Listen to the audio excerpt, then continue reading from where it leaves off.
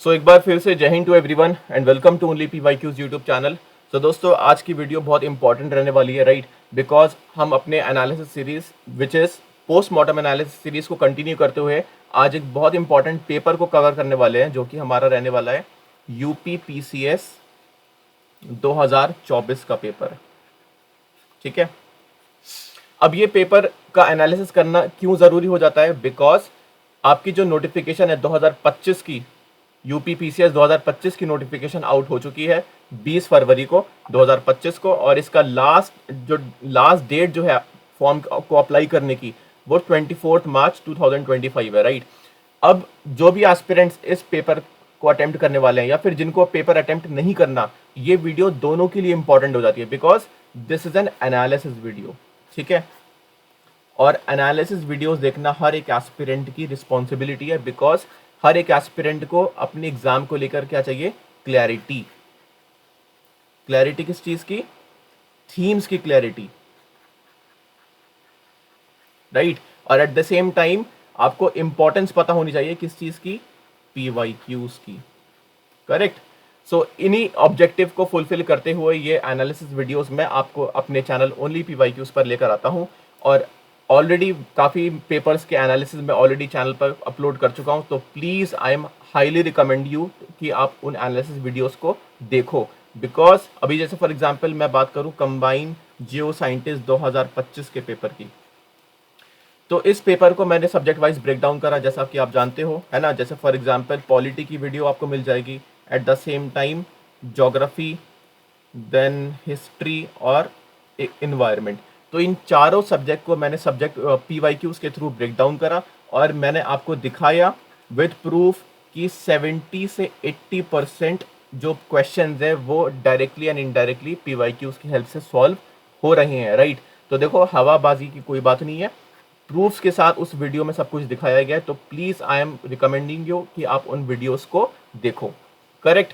सो अपने अब एनालिसिस को कंटिन्यू करते हैं, और कंटिन्यू करने से पहले just a small reminder, this is my Telegram channel only PYQs। ठीक है, और आप जाके इस टेलीग्राम चैनल को ज्वाइन करो, डिस्क्रिप्शन बॉक्स में आपको लिंक मिल जाएगा। अब इस चैनल पर आपको पता है क्या मिलेगा? आपको PYQs मिल जाएंगे डिफरेंट एग्जाम्स के, जो कि आप फ्री ऑफ कॉस्ट प्रैक्टिस कर सकते हो। एट द सेम टाइम अभी रिसेंटली मैंने इनिशिएटिव स्टार्ट करा है फॉर पॉलिटी, और पॉलिटी के हम लगा रहे हैं MCQs सब्जेक्ट वाइज, करेक्ट? और क्वेश्चंस बनते हैं लक्ष्मीकांत बुक से। ठीक है, बाइबल ऑफ पॉलिटी लक्ष्मीकांत सब जानते हैं, तो लक्ष्मीकांत कवर कर रहे हैं थ्रू MCQs, और MCQs भी आप फ्री ऑफ कॉस्ट चैनल पर प्रैक्टिस कर सकते हो। सो इस चैनल को फॉलो करने के लिए डिस्क्रिप्शन बॉक्स में आपको लिंक मिल जाएगा। और लास्ट रिमाइंडर मेरे इस प्रथम अस्त्र PYQ इनिशिएटिव के लिए रहने वाला है। सो दिस इज प्रथम अस्त्र माई एक्सक्लूसिवली PYQ इनिशिएटिव, जहाँ पे मैंने आपके लिए 165 प्लस से ज़्यादा UPSC पेपर्स को टॉपिक वाइज कंपाइल कर दिया है, करेक्ट? तो जहां पर आपको 15,000 से ज़्यादा PYQs मिल जाते हैं टॉपिक वाइज, करेक्ट? तो ये सारे प्रथम अस्त्र की क्वेरी जानने के लिए आप मुझे टेलीग्राम या फिर मेरे व्हाट्सएप नंबर पर मैसेज पिंच कर सकते हो। अब कौन कौन से कवर करें हैं वो आप ये वीडियो को पॉज करके सारे लिस्ट ऑफ पेपर्स देख सकते हो। ठीक है, so this is the first time यार आपको सारे UPSC के पेपर्स कंसोलिडेटेड होके एक जगह मिल रहे हैं। सो आपसे मैं रिक्वेस्ट करूंगा कि इस इनिशिएटिव का आप ज़्यादा से ज़्यादा फ़ायदा उठाओ, करेक्ट? सो अपने अब एनालिसिस सीरीज को कंटिन्यू करते हैं, है ना? So this is the first question, और यहाँ पे हम पॉलिटी का एनालिसिस, हाँ सब्जेक्ट मैं आपको बता दूं, इस वीडियो में सारे जो आपको क्वेश्चंस मिलेंगे ना वो पॉलिटी के मिलेंगे, करेक्ट? अब यहाँ पर देखो, दिस इज क्वेश्चन नंबर 21। अब यहाँ पे पूछा है कि आपको डिफरेंट आर्टिकल्स दे दिए हैं, सारे आर्टिकल्स गवर्नर से रिलेटेड है, और यहाँ पे पूछा है कि नॉट करेक्ट बताओ कि कौन सा करेक्ट नहीं है। अब इसी सेम आर्टिकल बेस्ड गवर्नर पे जितने भी आर्टिकल्स हैं उसमें LDC SOLDC exam UPSC conduct कराती है, इसमें क्वेश्चन पूछ चुके हैं। यहाँ पे क्वेश्चन ये पूछा था कि किस आर्टिकल में ये कहा गया है कि गवर्नर दो या दो से ज़्यादा स्टेट का गवर्नर रह सकता है, वो है आर्टिकल 153। ठीक है, अब इसमें जो क्वेश्चंस है ये भी रिपीटेड कैटेगरी में आ जाता है। तो यहाँ पर देखो, this is article 153 office of the governor, right? ये करेक्ट स्टेटमेंट है। At the same time article 154 executive authority of the governor, ये भी ठीक है। Next 156 term of the governor, 156 में कहता है राइट। अब यहाँ पे जो 155 में दे रखा है ना रिमूवल ऑफ द गवर्नर, ये गलत दे रखा है, दिस इज रॉन्ग। अब आप मुझे बताओगे कि आर्टिकल 155 किस बारे में बात करता है, ठीक है, क्योंकि यहाँ पे रिमूवल लिखा है ना, तो दिस इज रॉन्ग। तो आपको बताना है कमेंट बॉक्स में कि 155 आर्टिकल किस बारे में बात करता है। अब यहाँ पे देखो पीवाईक्यू ने डायरेक्टली हमें हिंट दे दी कि यूपीएससी गवर्नर से रिलेटेड क्वेश्चन पूछती है, और यही सेम ट्रेंड फॉलो कर लिया पीसीएस एग्जाम यूपी पीसीएस में, ठीक है। So now moving to the next question. अब यहाँ पे क्वेश्चन नंबर 22 है, और यहाँ पर प्रेसिडेंट रिलेटेड क्वेश्चन है। सो फर्स्ट स्टेटमेंट रीड करते हैं।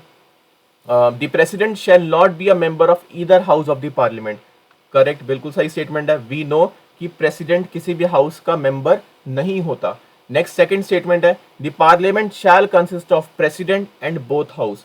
तो जो पार्लियामेंट होता है उसमें प्रेसिडेंट भी इंक्लूडेड होता है, और at the same time both house जो कि हमारे लोकसभा और राज्यसभा दोनों होते हैं, ठीक है। तो इन तीनों को मिला के हमारा पार्लियामेंट बनता है। तो ये भी स्टेटमेंट बिल्कुल ठीक है।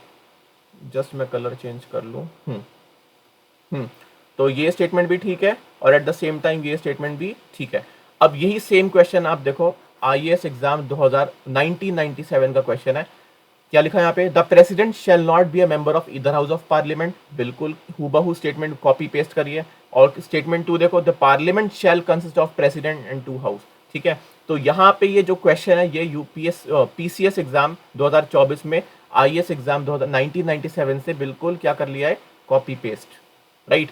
और यही सेम क्वेश्चन सीआईएसएफ एलडीसी 2014 के एग्जाम में पूछा गया था थ्रू यूपीएससी, जहां पे यूपीएससी ने पूछा कि ये बताओ कि parliament of India consist of, parliament में क्या क्या कवर होते हैं। तो वो हमारे प्रेसिडेंट साहब होते हैं, लोकसभा भी आती है, और at the same time Rajya Sabha भी आती है। तो तीनों मिला के पार्लियामेंट बनता है, और यही स्टेटमेंट हमारी क्या थी, सेकेंड। तो इसका आंसर हमारा हो जाता है बोथ, करेक्ट। सो पूरा क्वेश्चन है, ठीक है। या फिर मैं इसको बुक का सोर्स भी आपको दिखा सकता था, बट बुक के देखो बुक तो हर कोई पढ़ता है ना, पीवाईक्यू हर कोई नहीं पढ़ता, पीवाईक्यूज हर कोई एनालिसिस नहीं करते। तो मेरा इंटेंशन ये रहता है कि मैं आपको ज़्यादा से ज़्यादा क्वेश्चंस पीवाईक्यूज की हेल्प से सॉल्व करवाऊँ। So now moving to the next question, this is question number 23। अब यहाँ पर देखो क्या लिखा है, an amendment to the constitution of India can be initiated by. अपने कॉन्स्टिट्यूशन को आप अमेंड कर सकते हो, ठीक है, थ्रू आर्टिकल 368, ठीक है। अब ये जो अमेंडमेंट है ये प्रोसेस किस हाउस में इनिशिएट किया जा सकता है, लोकसभा में, राज्यसभा में, state legislature, president of India, 4 option दे रखे हैं। अब ये क्वेश्चन आप यहां से देखो, this is question number statement 1, और ये सीएसई 2013 में पूछा था। यहाँ पे क्या लिखा हुआ है, an amendment to the constitution of India can be initiated by an introduction of a bill in the Lok Sabha only, ठीक है। तो यहाँ पे बोला है कि सिर्फ लोकसभा में करा जा सकता है, और ये स्टेटमेंट गलत है। तभी इसका आंसर क्या था, नीदर। क्यों, क्योंकि राज्यसभा में भी किया जा सकता है। सो यहाँ पे आंसर होने वाला है लोकसभा, और at the same time Rajya Sabha. अब क्या स्टेट लेजिस्लेचर है, नहीं, स्टेट लेजिस्लेचर नहीं होता। लेकिन यही सेम चीज हम पीवाईक्यू में देखते हैं। यहाँ पे देखो क्या लिखा हुआ है, which of the following statement with regard to the amendment of the constitution of India is not correct, जो करेक्ट नहीं है। अब ये देखो statement 3, the state legislature are not required to ratify an amendment. So आपको पता होगा कि स्टेट लेजिस्लेचर कुछ अमेंडमेंट को रेटिफाई तो करती है, लेकिन वो खुद से बिल को नहीं लेकर आ सकती, राइट। तो यहाँ पे स्टेट लेजिस्लेचर हट जाएगा और प्रेसिडेंट भी हट जाएगा। तो इसका आंसर होने वाला है 1 और 2 ओनली, करेक्ट। अगर ये तो बहुत खैर सिंपल स्टेटमेंट क्वेश्चन था, जिसको अगर ये पता है ना स्टेट लेजिस्लेचर में आप अमेंडमेंट बिल नहीं ला सकते, तो आप ये इसको एलिमिनेट करोगे, इसको भी एलिमिनेट कर दोगे, ठीक है। सिर्फ लोकसभा में नहीं होता, राज्यसभा में भी होता है। तो इसका आंसर हो जाएगा B. So now moving to the next question, question number 24। और यहाँ पे क्वेश्चन पूछा है इलेक्शन कमीशन ऑफ इंडिया, ठीक है। अब यहाँ पे ये कहा है कि जो इलेक्शन कमीशन ऑफ इंडिया है, it is a constitutional body, और ये कंडक्ट कराती है इलेक्शन किस चीज़ के, speaker and deputy speaker of Lok Sabha and deputy chairman of Rajya Sabha. क्या ये स्टेटमेंट ठीक है, नहीं, ये स्टेटमेंट ठीक नहीं है। Next, the conduct of election of municipal corporation and municipalities. देखो अगर फिर भी आपको फर्स्ट स्टेटमेंट में डाउट है ना, तो आप सेकंड स्टेटमेंट से आप इजीली करो। देखो म्यूनिसिपैलिटी, कॉर्पोरेशन और ये सब होते हैं, इनके इलेक्शन कमीशन ऑफ इंडिया नहीं कंडक्ट कराता, राइट। अब यही सेम चीज CISF LDC के पेपर में क्वेश्चन पूछा था, इलेक्शन कमीशन ऑफ इंडिया, इसकी क्या रिस्पॉन्सिबिलिटीज है, इसके क्या फंक्शंस हैं। तो यहाँ पे आप ऑप्शन डी देखो, ये इसका फंक्शन नहीं है, to conduct election to the local bodies like municipality. Municipalities जैसी जो लोकल बॉडीज होती हैं, उनका election commission of India election conduct नहीं करवाता, ठीक है। तो कौन करवाता है? State election commission. उस पर्टिकुलर स्टेट का जो इलेक्शन कमीशन होता है, इलेक्शन कमीशन बॉडी होती है, वो कंडक्ट कराती है, राइट। तो देखो सेकंड को आप इजीली एलिमिनेट करोगे। अब नेक्स्ट लिखा है deciding on all doubts and disputes arising out of the above election. तो इन दो इलेक्शंस के ऊपर जितने भी डाउट्स आते हैं, ठीक है, और डिस्प्यूट्स आते हैं, उसको election commission of India tackle करता है। तो सेकंड का इलेक्शन तो कराता ही नहीं है ना, म्यूनिसिपैलिटीज का, तो इसके डाउट्स भी नहीं देखेगा, तो थर्ड भी आप एलिमिनेट कर दो। तो थर्ड एलिमिनेट करोगे तो ये भी गया और सेकंड भी गया, तो इसका आंसर होने वाला है नन ऑफ द अबव, ठीक है। अब आप मुझे कमेंट बॉक्स में बताओगे कि स्पीकर जो लोकसभा का होता है, राइट, तो उसकी इलेक्शन की डेट कौन डिसाइड करता है, और at the same time deputy speaker की कौन करता है। So now moving to the next question.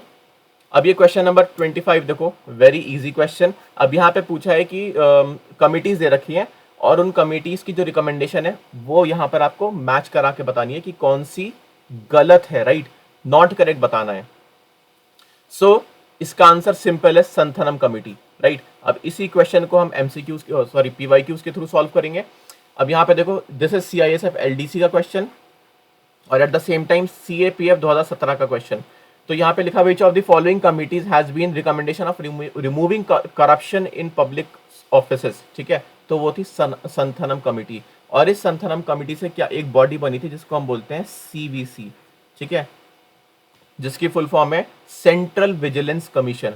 तो यही सेम क्वेश्चन CAPF 2017 में भी पूछा, सेंट्रल विजिलेंस कमीशन किसके रिकमेंडेशन पे बनी है, तो वो थी संथनम कमिटी, राइट। तो इसका आंसर हो जाता है सिंपल संथनम कमिटी। और जितनी भी बाकी कमिटीज हैं, जैसे GVK Rao committee, Dantwala committee, Ashok Mehta committee, ये सारी पंचायत रिलेटेड कमिटीज हैं। ये सारी क्या है? पंचायत रिलेटेड कमिटीज हैं, और ये सारी कमिटीज के नाम और इनके रिकमेंडेशंस के नोट्स आपके पास होने चाहिए, बिकॉज पंचायत से UPSC बहुत क्वेश्चंस पूछता है, और at the same time PCS में भी बहुत क्वेश्चन पूछे जाते हैं। अब ये CGS 2021 का क्वेश्चन देखो, विच committee on Panchayati Raj recommended 2-tier system, ठीक है। आपको पता होगा पंचायती राज में एक कमिटी ने 2-tier सिस्टम रिकमेंड करा था, और एक कमिटी ने 3-tier सिस्टम रिकमेंड करा था, राइट। तो 2-tier सिस्टम रिकमेंड करने वाली कमिटी कौन थी? अशोक मेहता कमिटी। और 3-tier कमिटी रिकमेंड करने वाली कौन थी? Balwant Rai Mehta committee, right. सो यही सेम क्वेश्चन PYQs की हेल्प से सॉल्व हो गया, ठीक है। समझ में आ रहा है PYQs की importance. So now moving to the next question. अब क्वेश्चन नंबर 99 देखो, अब यहाँ पे बोल रहा है which of the following freedom is not guaranteed by the Indian constitution under article 19। Article 19 के अंदर कौन सा फंडामेंटल राइट नहीं कवर होता? बहुत सिंपल आंसर है, वो है B, because this is right to property. This is nothing but right to property, ठीक है। और राइट टू प्रॉपर्टी आपको पता होगा एक अमेंडमेंट के थ्रू रिमूव किया जा चुका है, अब वो फंडामेंटल राइट नहीं है। और वो कौन सा अमेंडमेंट था वो आप मुझे कमेंट बॉक्स में बताओगे। अब यही सेम क्वेश्चन आप CDS 2022 में देखो, article 19 of the Indian constitution as it stands amended includes which of the following. Article 19 में क्या क्या इंक्लूड होता है? Freedom of speech, yes. Assemble peacefully and without arms, ठीक है। To acquire and dispose property, नहीं, ये इंक्लूड नहीं होता। और फोर्थ, यस, फोर्थ इंक्लूड होता है। तो इसका आंसर हो जाएगा 1, 2 एंड 4, नॉट 3, करेक्ट। और यही सेम क्वेश्चन UP PCS वालों ने पूछ लिया। और अब एट द सेम टाइम यही सेम क्वेश्चन SO LDC का पेपर 2016-17 का पेपर है, यही सेम क्वेश्चन पूछा है, which the citizen of India do not have which of the following fundamental right, ठीक है। तो अब कौन सिटीजन ऑफ इंडिया के पास कौन सा फंडामेंटल राइट अब नहीं है, तो वो है right to acquire, hold and dispose of property. This is not a fundamental right, अब ये क्या हो चुका है, कॉन्स्टिट्यूशनल राइट। और ये रिमूव किस अमेंडमेंट से हुआ है, ये चीज आप मुझे कमेंट बॉक्स में बताओगे। So now moving to the next question. तो अब इस क्वेश्चन को देखो, दिस इज क्वेश्चन नंबर 100 और यहाँ पर एजर्शन एंड रीजन से रिलेटेड आपको पॉलिटी का क्वेश्चन डाला है।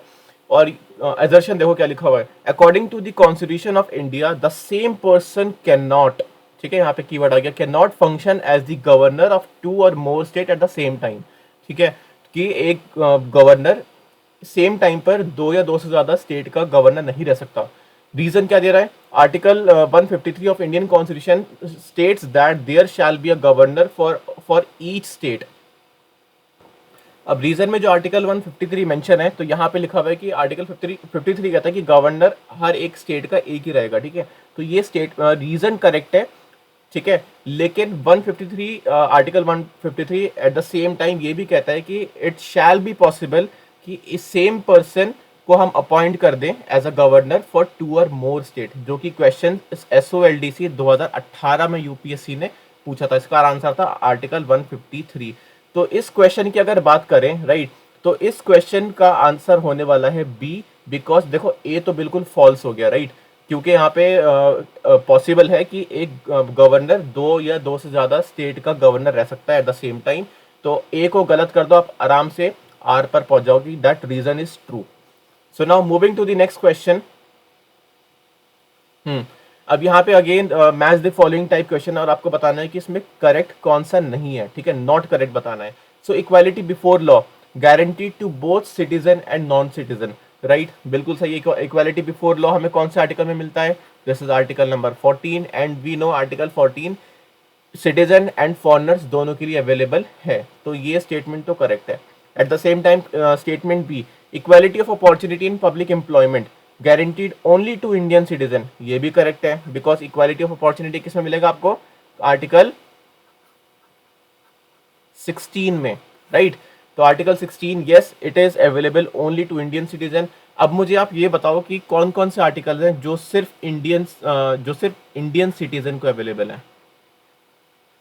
इंडियन सिटीजन, ठीक है, इन आर्टिकल्स की 5-6 आर्टिकल्स हैं, इसके पूरे आर्टिकल नंबर आप मुझे कमेंट बॉक्स में बताओगे। So option B is correct. Next, creating a new state, power of parliament, yes, parliament के पास ये पावर होती है कि वो एक न्यू स्टेट को फॉर्म कर दे। किस आर्टिकल के अंदर करता है ये भी आप मुझे कमेंट बॉक्स के अंदर बताओ। Next, altering the name of the state, power of state legislature, नहीं, ये गलत है।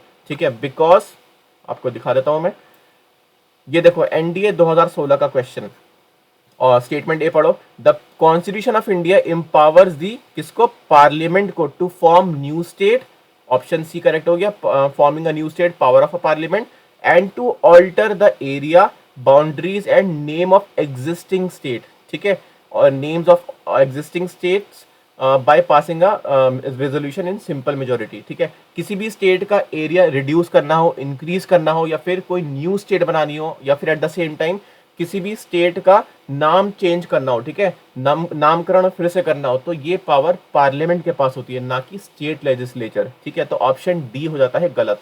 अब यही सेम जो ऑप्शन ए और ऑप्शन बी दे रखे थे, उससे रिलेटेड क्वेश्चन सीडीएस 2016 में आ चुका है, वो यहाँ पे आप देख सकते हो।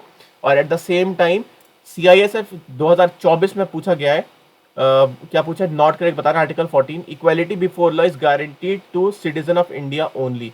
इक्वालिटी बिफोर लॉ जो आर्टिकल 14 के अंदर है, वो सिर्फ इंडियन सिटीजन को अवेलेबल है, नहीं, ये ऑप्शन गलत है। ये एक फॉरनर भी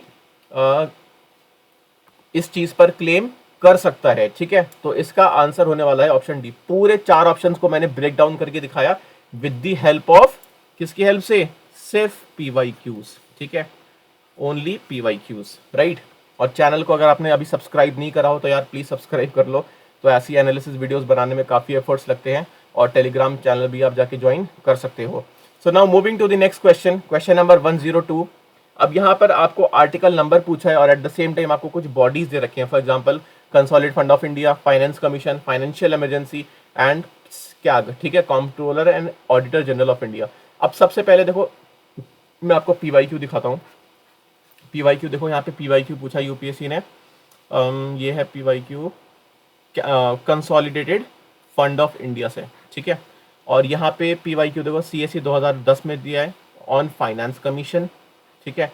और एट द सेम टाइम एसओएलडीसी 2019-20 का पेपर है, और यहाँ पे ये है इमरजेंसी रिलेटेड क्वेश्चन, ठीक है।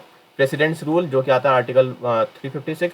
अब देखो पीवाईक्यूज, जिसने पीवाईक्यूज करे होंगे, अगर उसने ये पीवाईक्यू अच्छे से एनालिसिस करा होगा तो उसने सारे जितने भी यहाँ पे बॉडीज दे रखी हैं उन सब के आर्टिकल नंबर सर्च करे होंगे, लिखे होंगे अपने नोट्स में, करेक्ट। और एट द सेम टाइम जब उसने ये वाला पीवाईक्यू करा होगा तो उसने फाइनेंस कमीशन का आर्टिकल देखा होगा कि फाइनेंस कमीशन कौन से आर्टिकल में है। जब उसने इमरजेंसी पढ़ा होगा तो इमरजेंसी के जितने भी यहाँ पे आर्टिकल नंबर दे रखे हैं वो सारे आर्टिकल नंबर उसने अपने उसमें नोट डाउन करे होंगे। तो आप पीवाईक्यू से देख रहे हो, पीवाईक्यूज आपके एफर्ट्स को किस तरह से बिल्कुल एक पेपर की डिमांड के साथ क्या कर रहा है, अलाइन कर रहा है ना। तो अभी यही सेम क्वेश्चन यहाँ पे आपको आर्टिकल पूछा है, जैसे फॉर एग्जांपल फाइनेंस कमीशन होता है हमारा article 280। Then at the same time financial emergency वो होता है हमारा article 360। Consolidated fund of India वो होता है हमारा आर्टिकल 266। और कॉम्प्ट्रोलर जनरल ऑफ इंडिया वो होता है आर्टिकल 148, ठीक है। अब आप मुझे ये बताओगे कमेंट बॉक्स में कि अटॉर्नी जनरल ऑफ इंडिया ये कौन से आर्टिकल के अंदर आता है, ठीक है। So moving to the next question, this is question number 103। अब यहाँ पे क्वेश्चन पूछ रहा है which of the following are envisaged by the right against exploitation, right against exploitation, ठीक है। राइट अगेंस्ट एक्सप्लॉइटेशन, सबसे पहले आपको ये पता होना चाहिए राइट अगेंस्ट एक्सप्लॉइटेशन किसके अंदर आता है। ये होता है हमारा आर्टिकल 23 एंड आर्टिकल 24, ठीक है। तो सबसे पहले अबॉलिशन ऑफ टचेबिलिटी, अनटचेबिलिटी गलत, ये आर्टिकल 17 है, तो 1 तो होगा नहीं, 1 को हटाओ, 1 को हटाओ, ठीक है। नेक्स्ट है prohibition of human trafficking and force labour, ठीक है, ये करेक्ट है। At the same time prohibition of employment of children in factories and arms, ये भी ठीक है, ये आर्टिकल 23 और नीचे वाला article 24। Protection of minorities of the interest of minorities, नहीं गलत, ये आर्टिकल 29 है, तो ये तो नहीं आता, तो ऑप्शन 4 को भी आप यहाँ पे हटा सकते हो। तो आंसर क्या रहने वाला है हमारा ए 2 एंड 3। अब यही सेम क्वेश्चन बिल्कुल हूबहू, ठीक है, जिसको मैं बोलता हूँ सीपी क्वेश्चन, कैनॉट प्लेस नहीं, this is copy and paste question, correct. तो दिस इज सीपी क्वेश्चन जो कि पीसीएस वालों ने सिविल सर्विसेज 2017 का क्वेश्चन उठाया और हूबहू यहाँ पे आपको चिपका के दे दिया। यहाँ पे क्या पूछा है, which are the following envisaged by the right against exploitation in the constitution of India.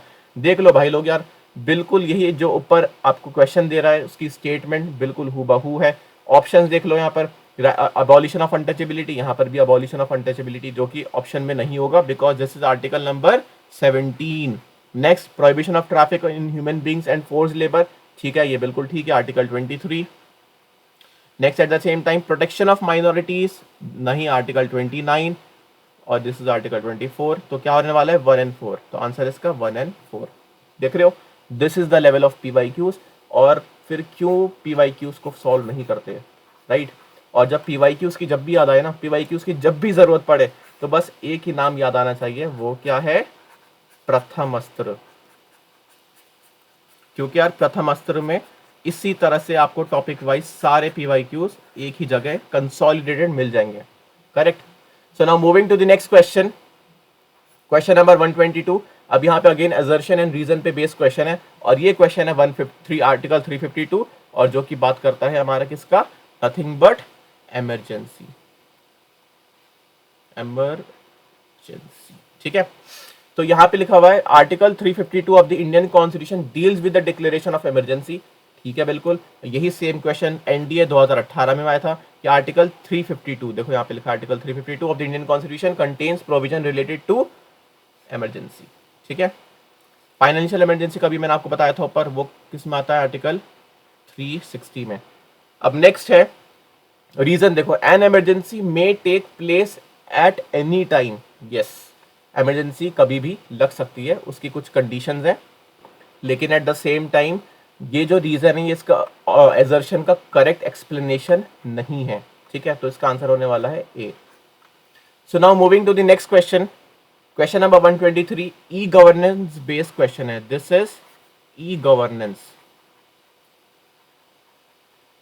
ठीक है। अब ई गवर्नेंस से मुझे एक चीज याद आई, मुझे आप बताओ गुड गवर्नेंस डे कब सेलिब्रेट करते हैं? गुड, ये क्वेश्चन आ चुका है पता है, गुड गवर्नेंस डे कब सेलिब्रेट करते हैं और ये किसकी एनिवर्सरी होती है, किस महान किस लेजेंड पर्सनालिटी की वो है वो चीज़, ये दोनों चीज़ डेट और प्लस वो पर्सनालिटी, ठीक है, वो दोनों आप कमेंट बॉक्स में मुझे यहाँ पे मेंशन करोगे। अब ये देखो विच of the following is regarding the ICT based e governance. सबसे पहले option 1, e governance reduce the transparency of government. कैसे यार, ई गवर्नेंस से ट्रांसपेरेंसी रिड्यूस कैसे होगी?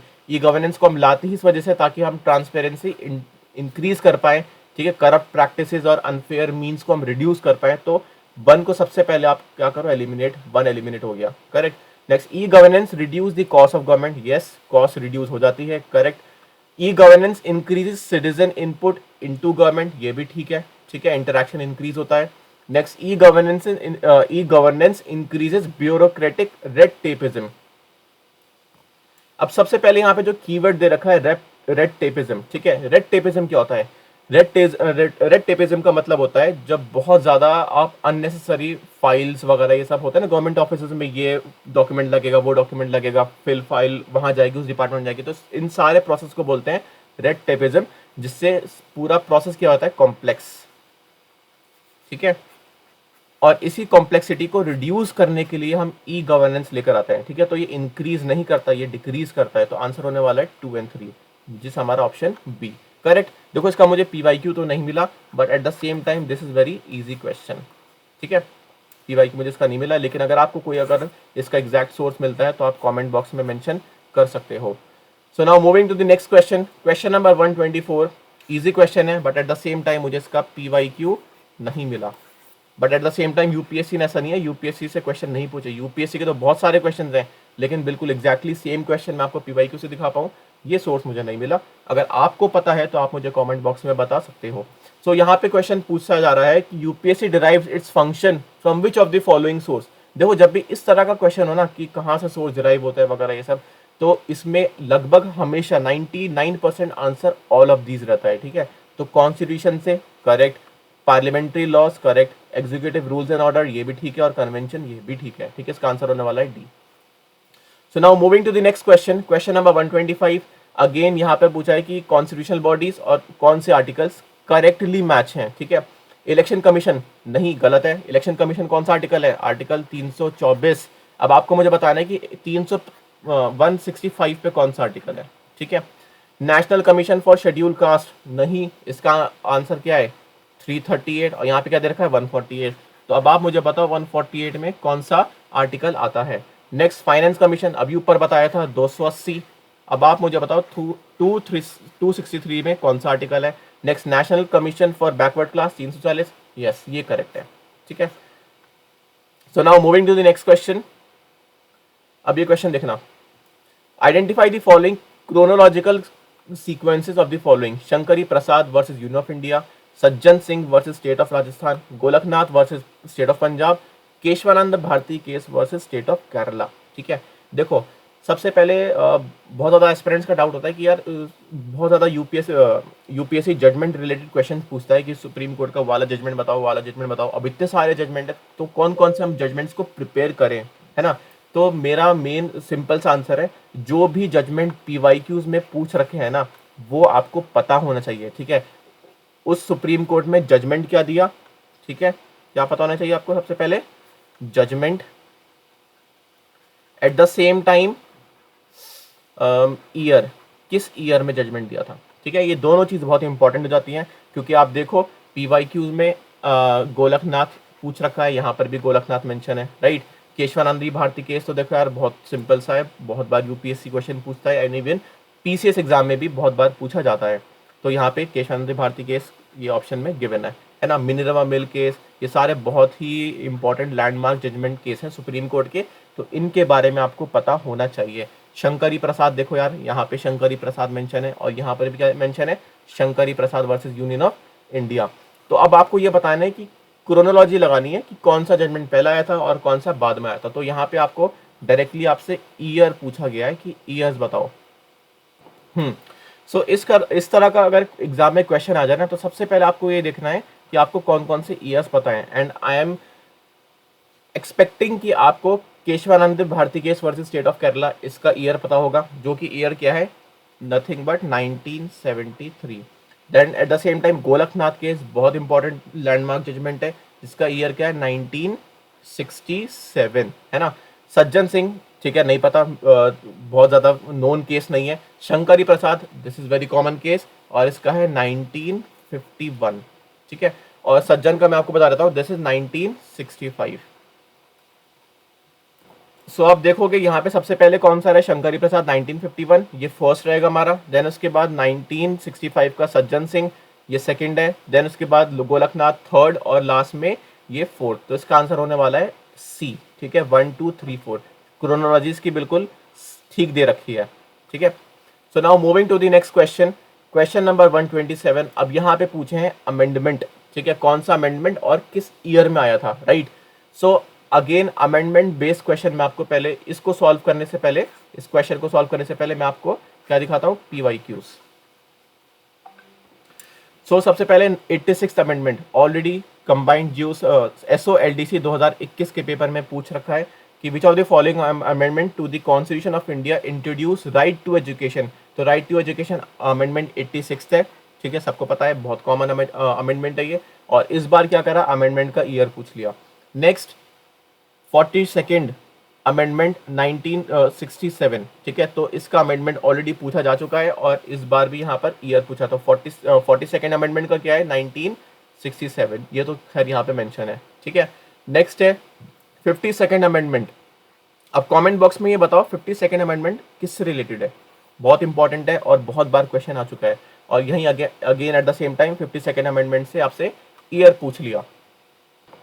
तो अब इस क्वेश्चन को सॉल्व करते हैं। अब यहाँ पे 42nd अमेंडमेंट 1976 में आया था, ठीक है। 52nd अमेंडमेंट ये कौन सी ईयर में आया था, दिस इज 1985 का अमेंडमेंट, ठीक है। अब इस अमेंडमेंट में हुआ क्या था, ये आप मुझे कमेंट बॉक्स में बताओगे।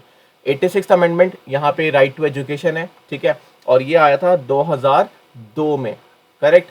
और at the same time 96th amendment ये आया था 2011 में। तो इसका ऑप्शन क्या रहने वाला है, ए का 3 है, और यहाँ देखोगे आपको ए का 3, और यही हमारा आंसर हो जाता है। क्लियर है। तो अगर आपको सिर्फ 42nd अमेंडमेंट दे रखा हो ना, तो सिर्फ इतने ही से ही आपका ये पूरा क्वेश्चन सॉल्व हो जाएगा। So now moving to the next question. अब ये देखो, दिस इज क्वेश्चन नंबर 128, और इसका सोर्स है लक्ष्मीकांत।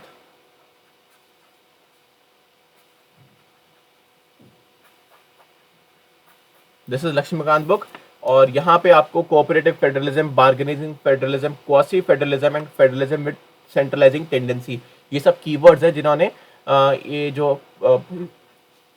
ये जो पर्सनालिटीज है, K C Wheare, Ivor Jenning, Morris Jones and Granville Austin, इन्होंने फेडरलिज्म को कुछ इस तरह से डिस्क्राइब करा था, ठीक है। तो यही सेम चीज आपको लक्ष्मीकांत में मिल जाएगी, और यही कटआउट ये मेरे किसका है, नोट्स का है, ठीक है। This is my notes. तो यहाँ पे आप देखोगे कि क्वासी फेडरल ये कहा था केसी वेयर ने, तो this is quasi federal and this is K C Wheare, ठीक है। तो ए का हो जाता है सी, ए का हो जाता है सॉरी, या फिर सी का कहते हैं 1।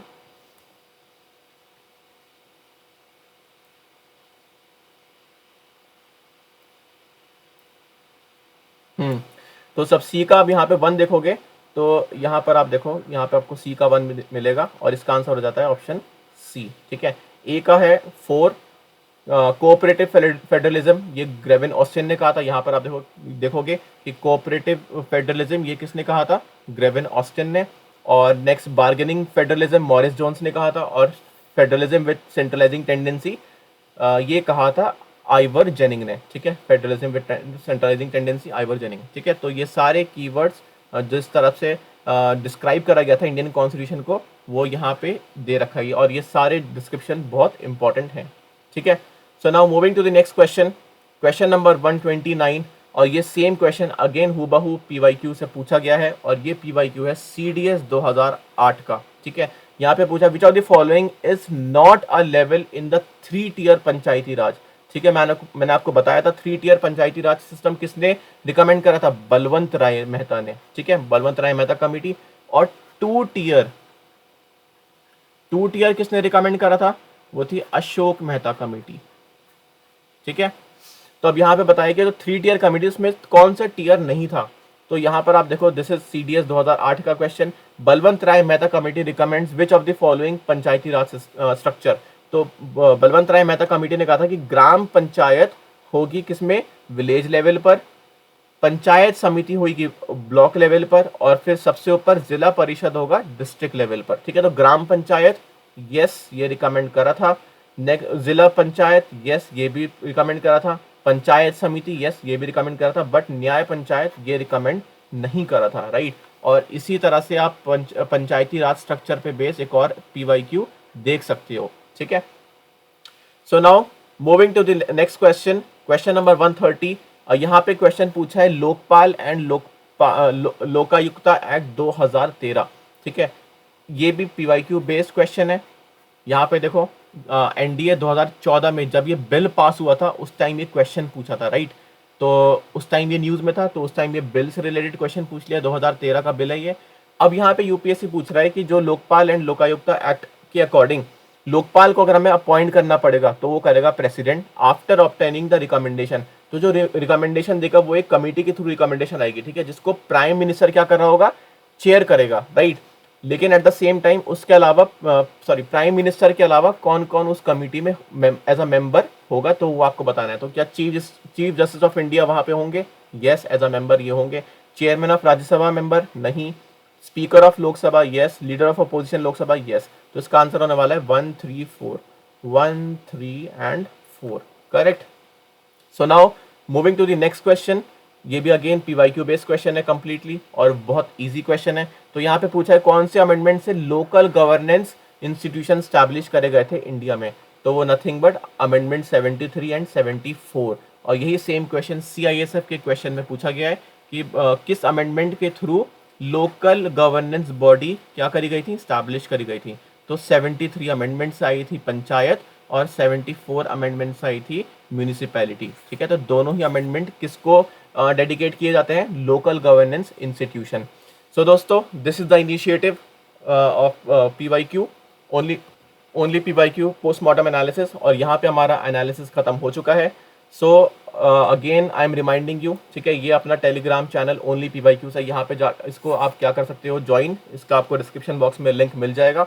और एट द सेम टाइम कोई भी अगर आपको क्वेरी हो रिगार्डिंग प्रथम अस्त्र, वो आप मेरे व्हाट्सएप नंबर 8860288368 पर आप मुझसे मैसेज ड्रॉप कर सकते हो। ठीक है, सो अगर आपको वीडियो जैसा भी लगा हो तो आप मुझे कमेंट बॉक्स में बताना। एंड थैंक्स फॉर वॉचिंग, और ऐसे ही चैनल को यार सब्सक्राइब करते रहो। और थैंक यू सो मच।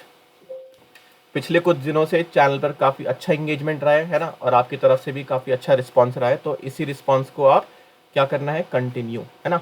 सो मिलते हैं नेक्स्ट वीडियो में। Thank you so much.